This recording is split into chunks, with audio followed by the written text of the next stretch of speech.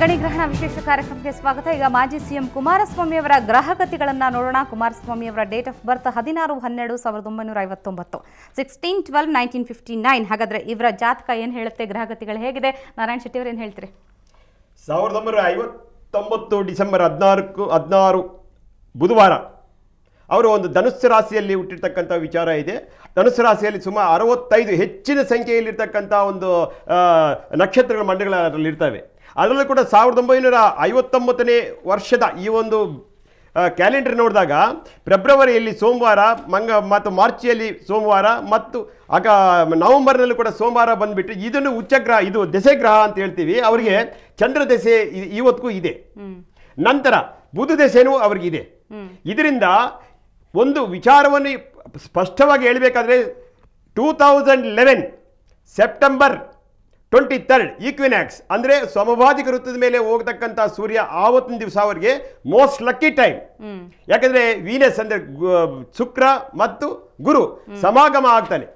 ಈ ಒಂದು ಇದರಲ್ಲಿ ಬಂದಿರತಕ್ಕಂಥ ಈ ಚಂದ್ರ ಮತ್ತೆ ಈ ಬುಧ ಇದೆ ನೋಡಿ, ಕೋಯಿನ್ಸೈಡ್ ಆಗ್ತಕ್ಕಂಥ ಪರಿಸ್ಥಿತಿ ಇರುವಾಗ ಸೆಪ್ಟೆಂಬರ್ 23, 2011ಗೆ ಮೋಸ್ಟ್ ಲಕ್ಕಿ ಟೈಮ್ ಅಂದ್ರೆ ಅಮೃತಸಿದ್ಧಿ ಯೋಗ, ರಾಜಯೋಗ ಬರುತ್ತೆ ಅಂತ ನಾನು ಹೇಳ್ತೀನಿ. ಓಕೆ, ತಿಂದ್ರ ಅವರೇ ನೀವೇನು ಹೇಳ್ತೀರಿ? ಕುಮಾರಸ್ವಾಮಿ ಅವರು ಮೊನ್ನೆ ಕುಮಾರಸ್ವಾಮಿ ಅವ್ರಿಗೆ ಚಂದ್ರದಶೆ ಸೂರ್ಯಭುಕ್ತಿ 2008ರಿಂದ 2011 ಡಿಸೆಂಬರ್ವರೆಗೂ ನಡೀತಾ ಇದೆ. ಆದರೆ ಚಂದ್ರ 6th ಪ್ಲೇಸ್ನಲ್ಲಿರೋದ್ರಿಂದ ಆರೋಗ್ಯ ಬಾಧೆ ಇವ್ರನ್ನ ಕಾಡಿಸ್ತಾನೆ ಹೋಗುತ್ತೆ. 2012ರಲ್ಲಿ ಕುಜ ಪ್ರಾರಂಭನಾಗ್ತಾನೆ. ಯಾವಾಗ ಕುಜದಶೆ ಪ್ರಾರಂಭ ಆಗುತ್ತೋ ಆರೋಗ್ಯ ಬಾಧೆ ಇದ್ರೂ ಕೂಡ ರಾಜಕೀಯ ಚಟುವಟಿಕೆಗಳಲ್ಲಿ ತುಂಬಾ ಉತ್ಸುಕರಾಗಿ ತಮ್ಮೆಲ್ಲ ಸಂಬಂಧಪಟ್ಟಂತೆ ಎಂಥ ಕೇಸಸ್ಗಳೇ ಇರಲಿ ಡೇ ಸ್ಟೆಪ್ ತಗೊಂಡ್ಬಿಟ್ಟು ಅದನ್ನ ಎದುರಿಸ್ತಾರೆ ಮತ್ತು ಅದರಲ್ಲಿ ಜಯ ಕೂಡ ಪಡಿತಾರೆ. ಆದರೂ ಒಂದು ವಿಚಾರ ಏನಂದರೆ, ರಾಜಕೀಯವಾಗಿ ಇನ್ನೂ ಬೆಳಿಬೇಕಂದ್ರೆ ಕನಿಷ್ಠ 3 ವರ್ಷಗಳ ಅವಧಿ ಇದೆ. ತದನಂತರವೇ ಇವರ ರಾಜಕೀಯ ಜೀವನದ ಒಂದು ವೇಳಾಪಟ್ಟಿ ಸರ್ರನೆ ಮೇಲೆ ಇರುತ್ತೆ. ಅಲ್ಲಿವರೆಗೂ ಸ್ವಲ್ಪ ಕಾಯಬೇಕಷ್ಟೇ. ಓಕೆ, ಆರ್ಯವರ್ಧನ್ ಅವರೇ ಏನು ಹೇಳುತ್ತೆ ಸಂಖ್ಯೆ? ಇವರು 16ನೇ ತಾರೀಕು ಕೊಟ್ಟಿರೋದು, ಎಲ್ಲವೂ ಕೂಡ 7ನೇ ಬರುತ್ತೆ ಇವ್ರು ಡೇಟ್ ಆಫ್ ಬರ್ತು. ಇವ್ರು ತುಂಬ ಒಳ್ಳೆ ವ್ಯಕ್ತಿ. ರಾಜಕೀಯನ ಇವರಿಂದ ಕಲ್ತ್ಕೋಬೇಕು.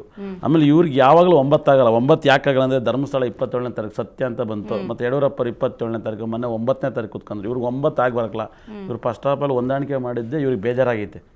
ಹಾಗಾಗಿ ಈ ವರ್ಷ ಅವ್ರಿಗೆ ಅಷ್ಟು ಚೆನ್ನಾಗಿಲ್ಲ. ಮುಂದಿನ ವರ್ಷ ತುಂಬ ಚೆನ್ನಾಗಿದೆ. ತುಂಬ ಅಂದರೆ ತುಂಬ ಚೆನ್ನಾಗಿದೆ. ಇವ್ರನ್ನ ಮಾತ್ರ ಫೈನಾನ್ಸ್ ಇವ್ರು ಮೇಂಟೈನ್ ಮಾಡ್ದಂಗೆ ಇನ್ನು ಯಾರೂ ಮೇಂಟೈನ್ ಮಾಡೋಕ್ಕಾಗಲ್ಲ. ಅಷ್ಟು ಚೆನ್ನಾಗಿ ಫೈನಾನ್ಸ್ ಮಾಡ್ತಾರೆ. ಆಮೇಲೆ ಇವ್ರ ಜಾತಕನೂ ತುಂಬ ಚೆನ್ನಾಗಿದೆ. ಇವ್ರಿಗೆ ಯಾವಾಗಲೂ ನಾನು 3ಕ್ಕೆ 7ಕ್ಕೆ ಆಗಲ್ಲ ಅಂತ ಹೇಳಿದೆ. ಇವ್ರು ಹುಟ್ಟಿರೋದು 12ನೇ ತಿಂಗಳು, ಇವಾಗ 7ನೇ ತಿಂಗಳು. ಇವ್ರಿಗೆ 7ನೇ ತಿಂಗಳು ಯಾವಾಗಲೂ ಆಗಲ್ಲ. ಯಾರ್ಯಾರು 12ನೇ ತಿಂಗಳು 3ನೇ ತಿಂಗಳು 7ನೇ ತಿಂಗಳು ಆಗಿ ಬರೋಕ್ಕಲ್ಲ. ಇವ್ರಿಗೆ 7ನೇ ತಿಂಗಳು ಪಾಪ ಆಗಿ ಬಂದಿಲ್ಲ. ಪಾಪ ಮೊನ್ನೆ ಉಪವಾಸ ಕೂತಿದ್ರು, ಎಲ್ಲ ಆಯಿತು. ಮುಂದಿನ ವರ್ಷದಿಂದ ಇವ್ರಿಗೆ ತುಂಬ ಚೆನ್ನಾಗಿದೆ.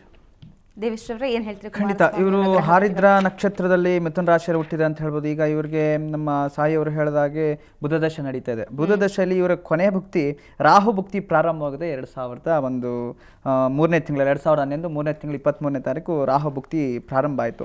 ಆದರೆ ಅವರಿಗೆ ರಾಹು ಭುಕ್ತಿ ಮತ್ತು ಈ ಗುರು ಭುಕ್ತಿ ಎರಡೂ ಸರಿ ಇಲ್ಲ. ಅವರು ಹೇಳಿದ ಹಾಗೆ ಈಗ 2013 ತನಕ ಇವರು ಖಂಡಿತವಾಗ್ಲೂ ಸಮಯ ಸರಿ ಇಲ್ಲ ಅಂತ ಹೇಳ್ಬೋದು. ಇವ್ರು ಏನೇ ಒಂದು ಒಳ್ಳೆ ಕೆಲಸ ಮಾಡಕ್ ಹೋದ್ರು ಅದರಲ್ಲಿ ಕೆಟ್ಟ ಹೆಸರು ಬರುವಂತ ಯೋಗಗಳು ಇದ್ರ ಜೊತೆಯಲ್ಲಿ ಇದೆ, ಜೊತೆಲಿ ಬರ್ತಾನೆ ಇರುತ್ತೆ ಅಂತ ಹೇಳ್ಬೋದು. ಈಗ ಅಪನಿಂದೆಗಳು ಅಂತ ಹೇಳ್ತೀವಿ, ಇಂಥ ನಿಂದೆಗಳು ಜೊತೆಲಿ ಒಳ್ಳೆ ಹೆಸರು ಬಂದರೂ ಸಹ ಜೊತೆಲಿ ಕೆಟ್ಟ ಹೆಸರು ಬರ್ತಾ ಇರುತ್ತೆ ಅಂತ ಹೇಳ್ಬೋದು. ಒಂದೇ ಸೇರಿಗೆ ಕೊನೆ ಪಕ್ಷ ಹೇಳಬೇಕು ಅಂದ್ರೆ 2013 ತನಕ ಇವರಿಗೆ ಸಮಯ ಸರಿ ಇಲ್ಲ. 2013 ನಂತರ ಇವರಿಗೆ ರಾಜಯೋಗ ಪ್ರಾಪ್ತಿ ಆಗುತ್ತೆ ಅಂತ ಹೇಳ್ಬೋದು. ಮತ್ತೆ ಜೀವನದಲ್ಲಿ ಇವರು ತುಂಬಾ ಚೆನ್ನಾಗಿರುತ್ತೆ ಅಂತ ಹೇಳ್ಬೋದು. ಇವತ್ತಲ್ಲ ನಾಳೆ ಇವರು ಪ್ರಧಾನಮಂತ್ರಿ ಆಗೋ ಒಂದು ಜಾತಕ ಅನ್ನೋದು ದೃಢೀಕರಿಸಬಹುದು. ಓಕೆ ದೇವೇಶ್ವರ, ಒಟ್ಟಾರೆಯಾಗಿ ಏನು ಹೇಳಕ್ ಇಷ್ಟಪಡ್ತೀರಾ?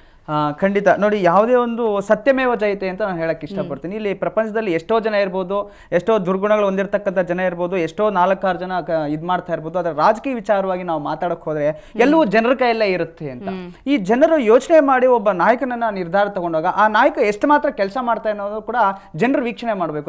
ನೀವು ಅಂತೆಲ್ಲ ಕೂತ್ಕೊಂಡು ವೀಕ್ಷಣೆ ಮಾಡೋದಕ್ಕಿಂತ ಜನರು ನೋಡಿ ಒಂದು ನಿರ್ಧಾರ ತಗೊಂಡು ಆ ಜನರಿಗೆ ಒಂದು ಸ್ಪಂದಿಸೋ ತರ ವ್ಯಕ್ತಿಗಳು ಸಿಕ್ಕಿದ್ರೆ ಅವರ ತಪ್ಪನ್ನ ತಿದ್ದುಕೊಂಡು ಒಳ್ಳೆ ದಾರಿಯಲ್ಲಿ ಹೋದ್ರೆ ಖಂಡಿತ ಒಳ್ಳೇದು ಅಂತ ಹೇಳ್ಬೋದು. ಓಕೆ, ಎಲ್ರಿಗೂ ಕೂಡ ನಮ್ಮ ಕಾರ್ಯಕ್ರಮದಲ್ಲಿ ಚರ್ಚೆಯಲ್ಲಿ ಭಾಗವಹಿಸಿದ್ದಕ್ಕಾಗಿ ಧನ್ಯವಾದ.